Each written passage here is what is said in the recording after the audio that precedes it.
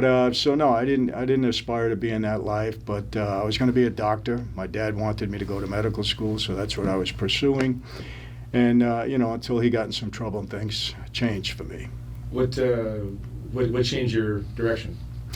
Well, my dad was indicted several times in the early 60s, 3 serious charges in the state of New York, and he went to trial, beat them all, But then he was indicted in federal court for masterminding a nationwide string of bank robberies. Convicted, sentenced to 50 years in prison. 50, which was kind of a death sentence for him at that point. He was 50 years old when he went in, so I figured he'd never come out of prison alive. So, at that time, Joe Colombo, he kind of took me under his wing. He had just started the Italian-American Civil Rights League.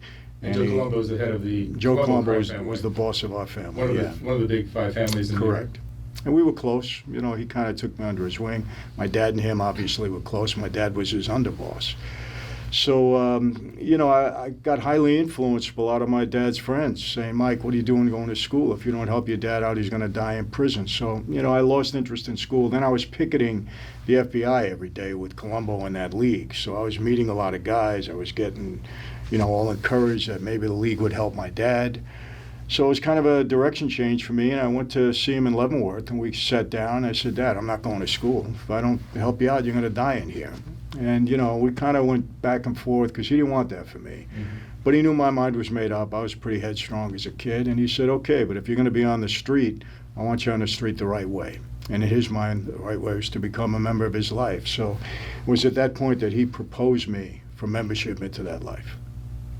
And so what's the first step? You start doing small...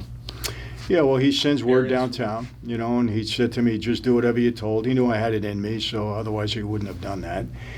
And so I went about 2 weeks after that visit. A captain in the family took me to see the boss. Now, many people don't know, some people do, that Joe Colombo was assassinated, and it was an attempt on his life. He eventually died from the wounds.